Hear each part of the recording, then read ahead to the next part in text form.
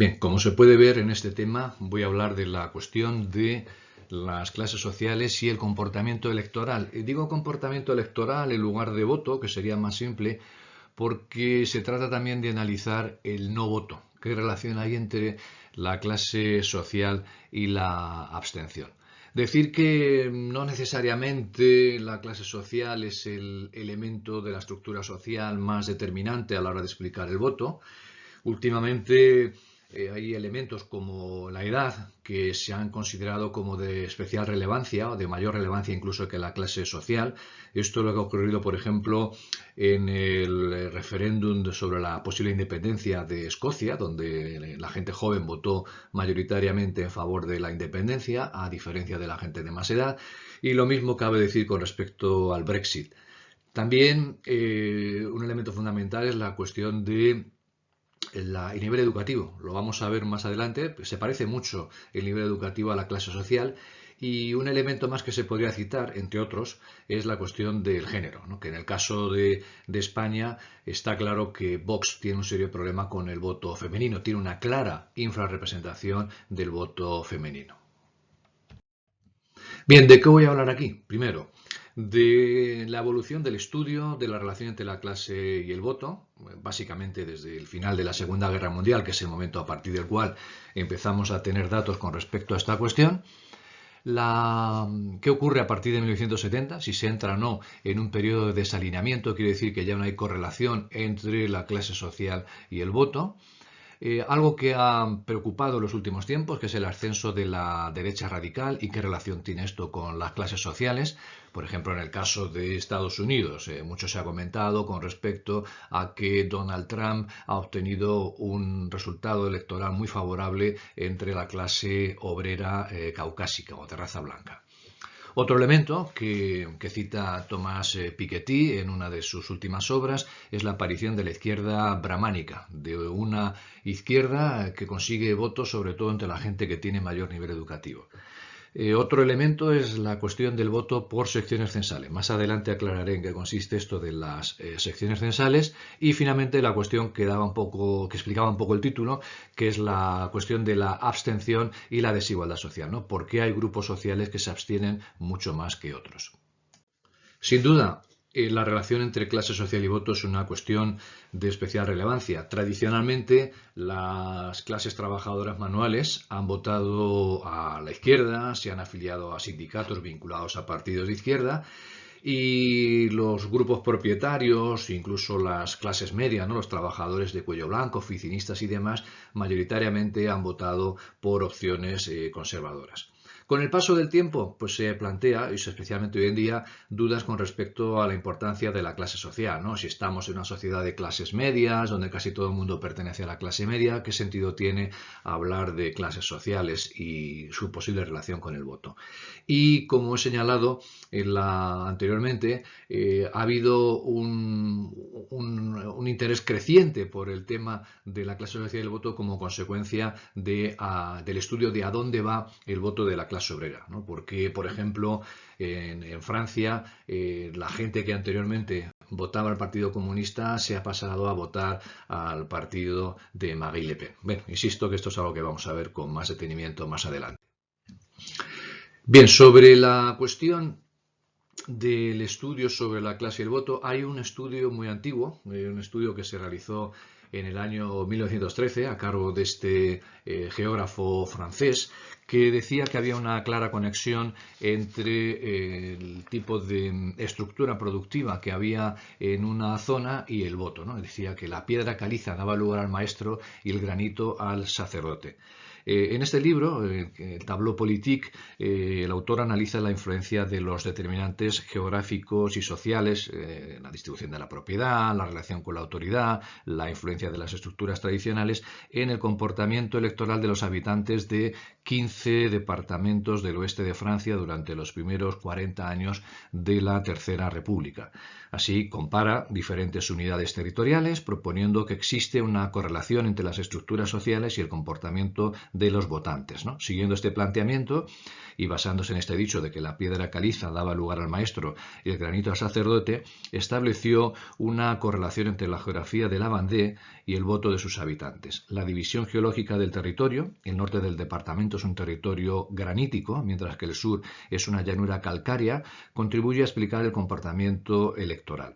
La propia naturaleza del suelo granítico favorece la dispersión del hábitat, la ruralidad, la gran propiedad y el catolicismo. Aquí las fuerzas vivas son el noble, el sacerdote e incluso el notable. Estos factores, derivados directamente de la naturaleza del suelo, pueden contribuir a explicar el voto de la derecha en el norte de la Vendée. Por el contrario, el suelo calcáreo favorece un hábitat más compacto, la vida en las ciudades, la pequeña propiedad. El papel de la iglesia aquí no es tan importante como en la zona anteriormente mencionada, y esto podría explicar que el sur de la Vendée vote a la izquierda en contraste con el norte del departamento. Este libro también explica la partición de la Vendée entre el sur republicano y el norte monárquico durante las guerras de la Vendée del periodo 1793-1796.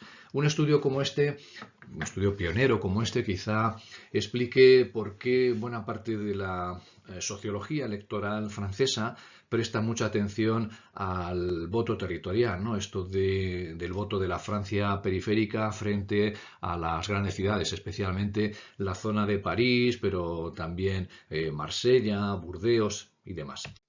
En las décadas posteriores a la Segunda Guerra Mundial, hasta los años 70 más o menos, la estructura del voto de clase era muy clara. Es decir, la gente de clase trabajadora mayoritariamente votaba a los partidos de izquierda, al Partido Laborista en el Reino Unido, Partido Socialista, Partido Comunista en el caso de Francia, y las clases medias, grosso modo las clases medias, es decir, oficinistas, propietarios y demás, votaban mayoritariamente a los partidos conservadores. Como no estaban muy desarrolladas las técnicas estadísticas en aquel entonces, se recurrió a esto que aparece aquí, el índice Alford, en honor al autor de un libro en el que Alford estudiaba el comportamiento electoral en diferentes países del ámbito anglosajón, Australia, Estados Unidos, el Reino Unido. Y lo que hace es dividir en dos a la sociedad. Por un lado, la clase social de quienes ejercen ocupaciones manuales y la clase social de quienes ejercen ocupaciones no manuales, lo cual sin duda es una muy burda simplificación de la estructura de clases. Y se basa en el porcentaje de personas que en función de su clase social votan a partidos de la izquierda o de la derecha. Por ejemplo, si el 75% de la clase obrera vota a la izquierda y el 25% de la clase media también vota a la izquierda, el resultado es 50, 75 menos 25. Así de simple es el índice Alford. Y aquí tenemos un ejemplo de la evolución del índice Alford en el Reino Unido desde 1955 hasta 1979.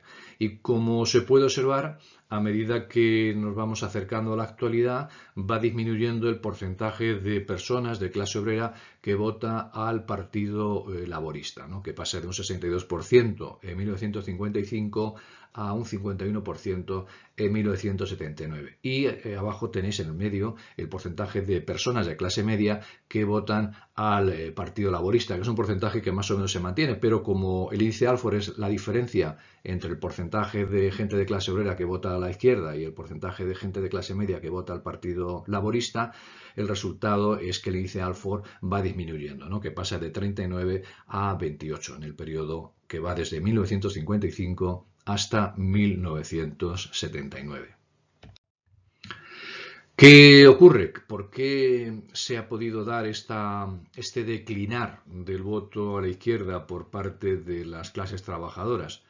Pues aquí tenemos varias posibles explicaciones. Primero, que existen presiones cruzadas, es decir, la gente de clase obrera a su vez es miembro de otros grupos. Puede ser miembro de un sindicato, pero también puede ser miembro de una organización religiosa o lo que sea. Evidentemente, si pertenece a una organización religiosa católica, bueno, es bastante probable o es más probable que vote a la derecha que alguien que no pertenece a ese tipo de organizaciones. La concepción errónea de la posición de clase, eso que algunos marxistas llaman la falsa conciencia, decir, la gente puede considerar subjetivamente que pertenece a una clase distinta a aquella a la que objetivamente pertenecería de acuerdo con los criterios del investigador social. Claro, puede ocurrir que alguien es de clase obrera, pero sus padres eran tremendamente pobres, con lo cual, pues yo qué sé, tener una casa con agua corriente, electricidad y demás puede ser contemplado como un ascenso social inmenso y eso puede hacer que se consideren de clase media. Tercer elemento, la deferencia. Gente de clase obrera que prefiere ser dirigida, que los líderes políticos procedan de otras esferas sociales, ¿no? Que valoran los partidos en función de las cualidades de sus líderes y sobre todo que consideran que la gente rica o la gente instalada tienen mejores condiciones para gobernar el país. El cuarto aspecto es el aburguesamiento, se refiere a la creciente riqueza, ¿no? Ya en el estudio que hizo Goldthorpe sobre el tema de la clase obrera afluente se detectaba que muchos trabajadores votaban al Partido Laborista porque sus políticas económicas les favorecían, porque habían desarrollado el estado del bienestar, porque habían desarrollado ciertas políticas de vivienda y que el voto era un voto de carácter meramente instrumental. En el momento en que el Partido Conservador, los Tories, pudieran ofrecer algo similar, el voto podría trasladarse hacia las opciones conservadoras.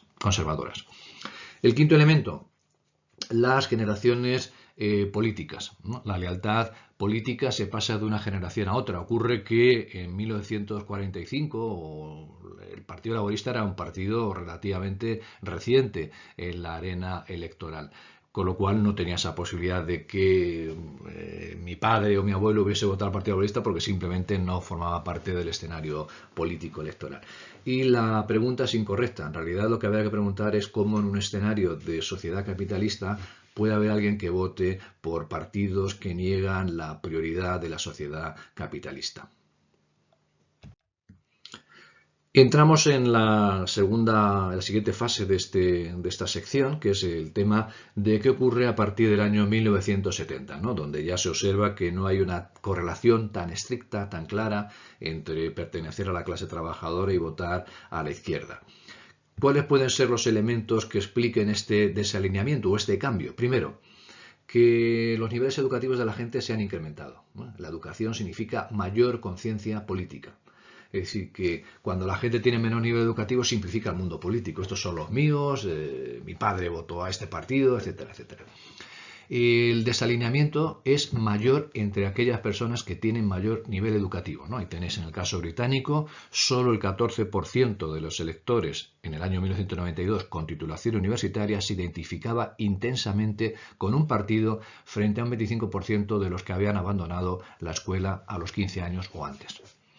Segundo elemento, un poco chocante, la televisión también conduce a una mayor conciencia política.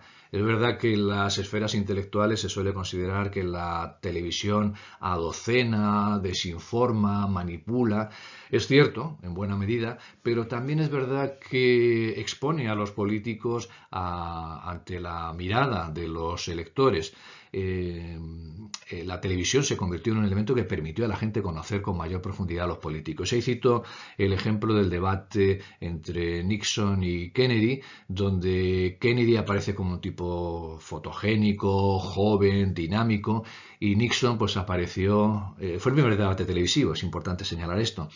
Nixon apareció pues sin afeitar, con un traje que contrastaba de un modo absurdo con el fondo donde se estaba grabando el debate y mucha gente considera que ahí perdió Richard Nixon las elecciones frente a Kennedy. El tercer aspecto, el desempeño de los partidos. Es decir, que los partidos llegan al gobierno, si es que consiguen el gobierno, prometen ciertas cosas y luego pueden no cumplirlas. Es decir, que la gente puede decepcionarse con respecto al partido al que votó en un principio. Esto yo creo que está muy claro en España, ¿no? Sobre todo si comparamos la actitud de la gente frente a partidos como el Partido Socialista o el Partido Comunista, especialmente el Partido Socialista, en los primeros años de la transición, ¿no? Donde se veía un Partido Socialista como representante del pueblo, de los trabajadores, de los que tienen menos recursos, y lo que ha ocurrido, o lo que mucha gente ha percibido que ha ocurrido después, ¿no? Pues gente que son nuevos ricos, que están en los consejos de administración de ciertas empresas, etcétera, etcétera. Y finalmente el desenganche ideológico, ¿no? El decrecimiento de la identificación de la gente con aspectos claves del partido, incluso entre sus propios electores, ¿no? Puede ocurrir que haya electores muy machistas que votaban al Partido Socialista, pero con cuestiones como la igualdad de género, la violencia de género, el matrimonio homosexual, etcétera, etcétera, puedan desengancharse o puedan no votar al Partido Socialista. En definitiva, lo que ha ocurrido es que hay un declive de la política de clase, ya no hay una correlación tan clara entre la clase social y el voto, aparecen nuevos valores sociales, muy especialmente los valores ecológicos, que dan lugar a nuevos partidos. Muy claro es el caso del Partido Verde en Alemania, que posiblemente pueda llegar al gobierno en las elecciones que se celebrarán en breve en Alemania. El crecimiento de la clase media, pues ya he dicho alguna referencia a esto, es decir, la clase media es un grupo social muy amplio, un tanto difícil de diferenciar, y la clase media pues tiende a ser más bien conservadora. Y finalmente la transformación de los programas de los partidos de izquierda, ¿no? Incluso intentos de desmantelar el Estado benefactor por parte de la propia izquierda. A Margaret Thatcher le preguntaron en una ocasión que cuál fue su principal logro político y dijo el Partido Laborista de Tony Blair. ¿No? Hasta qué punto el Partido Laborista, a partir de los años 90, se ha convertido en un brazo más del sistema y con pocos deseos de hacer transformaciones sustantivas de la realidad social. El siguiente aspecto que he señalado al principio y que ha hecho revivir el interés por el análisis de clase social y voto es el ascenso de la derecha radical. Para ello me remito a este artículo de Oich y Renwald, que aparece citado un poco más abajo. Estos autores son politólogos, hablan de la existencia de 3 polos electorales en Europa, porque esta gente maneja datos de encuestas europeas, de encuestas de ámbito de la Unión Europea, de diferentes países de la Unión Europea.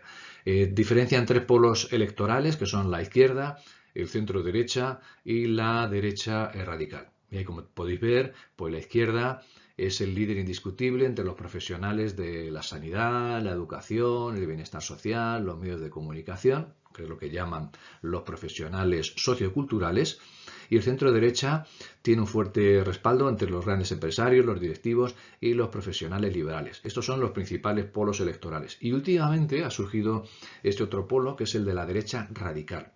La llaman derecha radical y no extrema derecha, porque la derecha radical, pues efectivamente es radical en sus propuestas, pero no promueve la violencia, como sí es el caso de la extrema derecha. Bien, decía entonces que estos 2 polos dominantes se ven desafiados por la derecha radical en 2 de sus bastiones tradicionales, ¿no? La izquierda se enfrenta a una fuerte competencia por el voto de la clase trabajadora, mientras que el centro derecha se enfrenta a la posibilidad de ver reducido su apoyo electoral en favor de la derecha radical entre los pequeños empresarios. Y a su vez existe una competencia abierta entre los 3 polos por los votos de 2 clases, los profesionales y los técnicos, así como los oficinistas. En este cuadro tenemos una explicación del esquema al que recurren estos autores. Aquí tenemos 8 grupos sociales, diferenciados los de arriba por cuál es la lógica preponderante en su trabajo, es decir, en qué consiste básicamente su trabajo. En el caso de los profesionales socioculturales, la lógica del trabajo es la lógica del servicio interpersonal, es decir, son gentes que trabajan en relación directa con otras personas, es decir, el médico, el profesor, el trabajador social tiene que ver directamente a las personas a las que atiende. Por ejemplo, un profesor de secundario, de primaria, pues es verdad que puede trabajar en un centro de élite, pero puede trabajar en un centro de clases populares donde se encuentra en contacto con las desigualdades, injusticias que pueden existir en la sociedad. A continuación, tenemos a los profesionales técnicos, cuya lógica preponderante es el trabajo técnico, es decir, es un trabajo donde no hay necesariamente relación directa con las personas con las cuales, o al servicio de las cuales se trabaja. Es el trabajo típico de los ingenieros, arquitectos y de los expertos en las tecnologías de la información y de la comunicación. A continuación tenemos los directivos, cuya lógica del trabajo es la organización. Tenemos los administradores, los consultores, los contables y finalmente tenemos la lógica de trabajo independiente, que es la de los profesionales liberales y de los grandes empleadores, ¿no? Por ejemplo, un abogado que tiene su propio bufete, un odontólogo que tiene su propia consulta, etcétera, etcétera. Y a continuación, en la parte de abajo, tenemos diferentes tipos de trabajadores. Los trabajadores de los servicios, camareros, auxiliares de enfermería, dependientes en centros comerciales, trabajadores de la producción, mecánicos, carpinteros, empleados de oficinas, secretarios, recepcionistas y pequeños propietarios, autónomos, agricultores, etcétera, etcétera. Bueno, pues vamos a lo interesante. ¿Cómo distribuyen su voto cada uno de estos grupos? Aquí tenemos porcentajes de fila. Es decir, los pequeños propietarios son el 10% del electorado, votan el 21% de ellos a la izquierda y mayoritariamente votan al centro derecha. Los grandes propietarios, pues votan muy poco a la izquierda y votan más al centro derecha. Los directivos, otro tanto de lo mismo. Profesionales técnicos, la cosa se equilibra un poco, pero aún así el centro derecha y la derecha radical obtienen más votos de este grupo. Profesionales socioculturales, aquí es donde se ve la diferencia más enorme, ¿no? Más de la mitad de ellos votan a la izquierda. Y si nos vamos ya un poco más abajo, trabajadores de la producción y trabajadores de los servicios, pues bueno, se ve que mayoritariamente votan a la izquierda. De los tres grupos, el grupo que tiene más votos es la izquierda, pero si sumamos el centro derecha y la derecha radical, la cosa ya no es tan sumamente boyante. Es decir, que tenemos a una clase trabajadora más bien conservadora, más bien de centro derecha y de derecha radical. Y aquí tenemos datos referidos a España. Esto está extraído de uno de los estudios postelectorales de las generales de 2019 y aquí tenemos porcentajes de columna. Es decir, de dónde proceden los votos que ha obtenido, por ejemplo, el PSOE. Pues el 4,8% de sus votos procede de directores y gerentes, el 7% de profesionales. Si mueve más abajo, el 19,5%, casi el 20%, procede de las personas que tienen ocupaciones manuales y así sucesivamente. Eso es el porcentaje de columna. Pero quizá más interesante pueda ser esto, el porcentaje de fila. Quiere decir, cómo distribuyen sus votos cada uno de los grupos ocupacionales que hemos visto. Pues tenemos 235 directores y gerentes, de los cuales el 25% vota al PSOE, el 17,7% al Partido Popular. Si nos vamos, por ejemplo, a ocupaciones elementales, uno de cada tres, el 33,5%, vota al PSOE, el 11,2% vota al PP. Bueno, conviene no llamarse a engaño. Estamos en un escenario en el que el PSOE gana las elecciones y es mayoritario entre prácticamente todos los grupos sociales. Lo que habría que hacer es un análisis de regresión lineal para ver el grado de asentamiento que tiene el PSOE en cada uno de estos grupos ocupacionales, cosa que no he hecho. Pero en todo caso es llamativo que el PSOE, creo, que tiene derecho a seguir llamándose Partido Socialista Obrero Español porque la mayor parte o el porcentaje más alto de votos lo obtiene entre la clase obrera y cuando vemos que la clase obrera, pues uno de cada tres vota al Partido Socialista.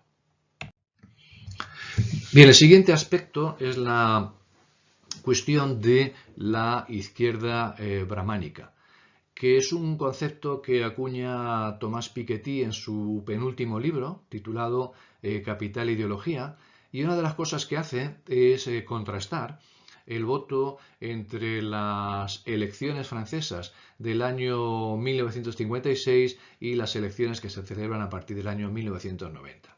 Y como se puede ver, en las elecciones de 1956 ganaron los partidos de izquierda. Los socialistas, comunistas y los radicales superaron el 50%. Y lo que es importante es que el 57% de los electores con estudios primarios, los cuales suponían la práctica totalidad del cuerpo electoral, el 72%, votó a la izquierda, cosa que solo ocurría entre el 49% de quienes tenían estudios de secundaria, 23% del electorado, y el 37% eran tan solo el 5% del electorado quienes tenían estudios superiores. Y a partir de 1990 la cosa cambia radicalmente, puesto que la gente que tiene mayor nivel educativo vota a la izquierda.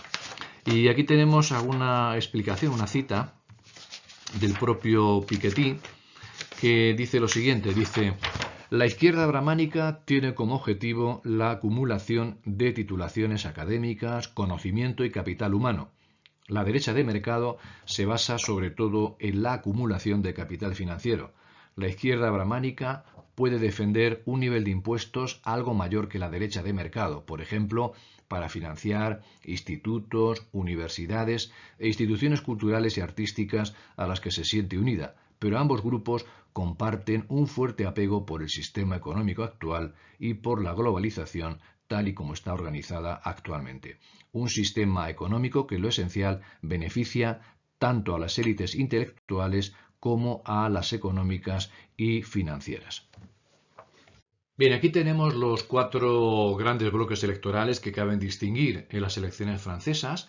Son 2 los ejes que se establecen aquí. Por un lado, el eje internacionalista nativista. Internacionalista quiere decir que se es partidario de la globalización, de la pertenencia a la Unión Europea, y nativista quiere decir que no se es partidario de la globalización y que se es escéptico o se rechaza la pertenencia a la Unión Europea y sobre todo que se trata de favorecer a la población autóctona.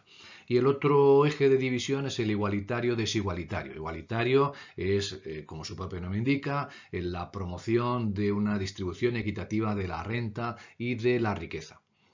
Y en la columna donde pone total tenemos el total de gente que piensa que hay demasiados inmigrantes, que por justicia social es necesario quitar a los ricos, etcétera, etcétera. Bien, el primer bloque, el bloque del Partido Socialista de Hamon y el partido de la France Insoumise, la Francia sumisa de Mélenchon. A continuación, el partido del actual presidente de la República, de Emmanuel Macron. A continuación, los republicanos de François Fillon y la derecha radical de Marine Le Pen. Como se puede ver, el primer bloque, el de Mélenchon y Hamon, es un partidario del voto igualitario internacionalista, el de Macron desigualitario internacionalista, el de Fillon desigualitario nativista y el de Le Pen igualitario nativista. Y ahí tenemos las diferencias que hay con respecto a cada una de las cuestiones que se plantean, ¿no? Pues, por ejemplo, los votantes de Marine Le Pen casi todos consideran que hay demasiados inmigrantes en Francia, o por justicia social es necesario quitar a los ricos. Pues fijaos que ahí el 61% de los votantes de la derecha radical de Marine Le Pen son partidarios de que se haga esta aplicación de justicia social.